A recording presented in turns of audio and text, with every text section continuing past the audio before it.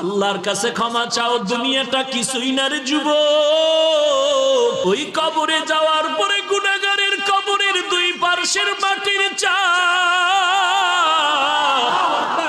পাজরের হাড় চুরমার হয়ে যাবে। একটা নয়, দুটো নয়, 70 থেকে 99টা সাপের কবর।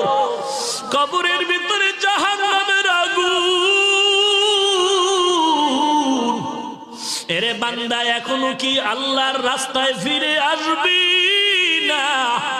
আল্লাহ দেখায় দেয় দুনিয়ার বিল্ডিং এর আগুনে কত যুবকের লাশ, আর চিৎকারের আওয়াজ, বাঁচাও বাঁচাও। একটু চিন্তা করে দেখ, যখন আগুন লাগছিল শরীরের মধ্যে তখন ওদের কেমন লাগছিল, অবস্থাটা কেমন হয়েছিল।